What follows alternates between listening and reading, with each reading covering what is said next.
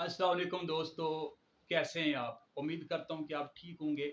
आज हम बात करने जा रहे हैं पास्ट इंडेफिनिट टेंस के ऊपर। तो आइए देखते हैं कि पास्ट इंडेफिनिट क्या होता है। सबसे पहले हमने उर्दू फिक्रा देखना होता है कि उर्दू फिक्रे में पास्ट इंडेफिनिट की क्या पहचान है। तो दोस्तों, उर्दू फिक्रे के आखिर में अलफ था, बड़ी ये थे, छोटी ये थी, वगैरह लगता है। ये फिक्रे के आखिर में इस्तेमाल हो रहा होता है, इस बात का आपने ख्याल रखना है। मिसाल के तौर पर, मैंने कहानी लिखी, तुम लाहौर गए, उसने खत भेजा। अब यहां पे देखें कि छोटी जे, बड़ी जे और अलफ, ये तीन हरूफ इस्तेमाल हो रहे हैं। या फिर इसके आगे थी का इस्तेमाल आ जाए। मैंने कहानी लिखी थी, तुम लाहौर गए थे, उसने खत भेजा था। तो क्या पता चला कि अलफ था, बड़ी ये थे, छोटी ये थी। या अगर था का लफ्ज ना भी हो, जैसा कि इस फिक्रा में मैंने कहानी लिखी, इसमें था का लफ्ज नहीं है, तो इसको भी हम कहेंगे कि ये पास्ट इंडेफिनिट का फिक्रा है। अब इस फिक्रे को इंग्लिश में ट्रांसलेट करने के लिए हम क्या करेंगे कि सबसे पहले हम सब्जेक्ट, यहाँ पे मैं है, इसको ट्रांसलेट करेंगे आई, मैंने कहानी लिखी। अच्छा, एक मैंने अरेंजमेंट आपको बताई थी कि उर्दू फिक्रे में सबसे पहले सब्जेक्ट होता है, उसके बाद ऑब्जेक्ट होता है, उसके बाद वर्ब होता है। लेकिन जब हम इसको ट्रांसलेट करेंगे इंग्लिश में, तो सबसे पहले सब्जेक्ट को ट्रांसलेट करेंगे। सब्जेक्ट ऑब्वियसली सबसे पहले होगा, लेकिन उसके बाद हम इंग्लिश में जो सेंटेंस स्ट्रक्चर है वो सब्जेक्ट होता है, उसके बाद वर्ब होता है। तो सब्जेक्ट, वर्ब और ऑब्जेक्ट हम लास्ट पे लेके जाते हैं। तो थोड़ा सा हमने अरेंजमेंट का ख्याल रखना है। मैंने कहानी लिखी, आई रोट आ स्टोरी। तो आई यहाँ पे सब्जेक्ट होगा, रोट यहाँ पे वर्ब होगा और अ स्टोरी यहाँ पे ऑब्जेक्ट होगा। हाँ जी, समझ आ गई यहाँ तक।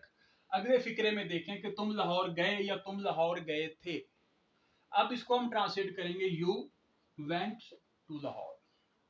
अब याद रहे कि इस टेंस में कोई हेल्पिंग वर्ब नहीं आ रहा, हम सब्जेक्ट के बाद डायरेक्टली वर्ब को यूज कर रहे हैं। तो उसके लिए इसी तरह से ही सेंट अ लेटर। अब इसमें भी देखें कि सेंट वर्ब की सेकंड फॉर्म इस्तेमाल हो रही है। तो सबसे पहले सब्जेक्ट को ट्रांसलेट करेंगे हम लोग। सब्जेक्ट कोई भी हो, नाउन हो या प्रोनाउन हो, कोई भी सेंटेंस हो इंग्लिश का, वो नाउन या प्रोनाउन ही होता है, इसके अलावा और कोई सब्जेक्ट नहीं होगा। उसके बाद हम सेकंड फॉर्म यूज करेंगे वर्ब की। वर्ब की second form will be used just after the subject, and then we can put object if there is any। तो क्या पता चला, सब्जेक्ट, वर्ब की सेकंड फॉर्म और ऑब्जेक्ट। इसी तरह से हम कहें कि यू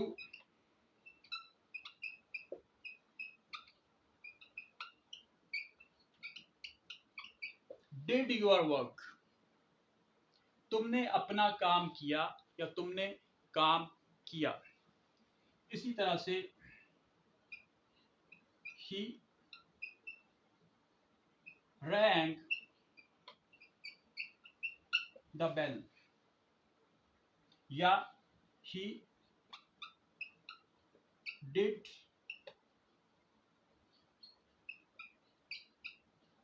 रिंग द बेल।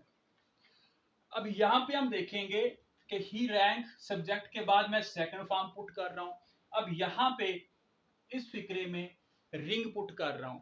तो दोस्तों, हमने देखना है कि सब्जेक्ट के बाद second form of the verb आनी चाहिए। अगर हम डिड का इस्तेमाल भी कर देंगे तो डिड क्या है, ये सेकंड फॉर्म है वर्ब की। तो ये इस टेंस की रिक्वायरमेंट जो है पूरी कर रही है। तो you did ring the bell, इस तरह से भी ठीक हो जाएगा, या you rang the bell. Subject second form, subject second form. तो पास्ट इंडेफिनिट टेंस में सब्जेक्ट के बाद वर्ब की सेकंड फॉर्म का आना जरूरी है। तो इसकी मजीद प्रैक्टिस हम करते हैं। अब देखें कि आई रोट अ स्टोरी, मैंने एक कहानी लिखी। I did right a story. अब देखें, ये वाला फिक्रा और ये वाला फिक्रा दोनों एक ही है, दोनों एक ही है। अगर आ जाए मैंने कहानी लिखी, तो इस फिक्रे का दो तरह से हम तर्जमा कर सकते हैं, आई रोट अ स्टोरी या I did right a story. इसी तरह से अगर हमने नॉट का इजाफा करना हो, तो नॉट के लिए हम क्या करते हैं, असूल क्या है कि हेल्पिंग वर्ब के साथ हम नॉट यूज करते हैं। जबकि इस टेंस में हेल्पिंग वर्ब था नहीं, हमने देखा कि I wrote a story, subject और मेन वर्ब डायरेक्ट यूज हो रहा है। तो हम वही इसके साथ करेंगे जैसा कि हमने प्रेजेंट इंडेफिनिट के साथ किया था, डू और डज का इजाफा किया। इसी तरह से वही डू और डज इस टेंस में आके सेकंड फॉर्म में कन्वर्ट हो जाएंगे, तो ये डिड बन जाएगा। I did not right a story, तो ये बन जाएगा नेगेटिव। इसी तरह से अगर हम इसका इंट्रोगेटिव बनाएंगे, तो इंट्रोगेटिव के लिए ये डिड सब्जेक्ट से पहले इस्तेमाल हो जाएगा, तो ये बन जाएगा did I right a story. इसी तरह से डबल इंट्रोगेटिव के लिए व्हेन, व्हाई, हुज, व्हाट, इस तरह के जो वर्ड्स हैं, इसको WH फैमिली के वर्ड्स कहते हैं, ये डिड से भी पहले आ जाएंगे। जैसा कि when did I right a story, मैंने कहानी कब लिखी थी।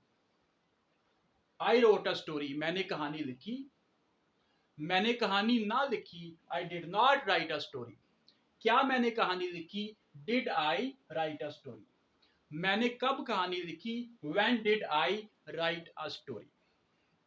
तो दोस्तों, ये है पास्ट इंडेफिनिट टेंस। इंतहाई सादा अंदाज में मैंने एक्सप्लेन किया है। उम्मीद करता हूं कि आपने इसको बहुत अच्छी तरह से अंडरस्टैंड किया होगा।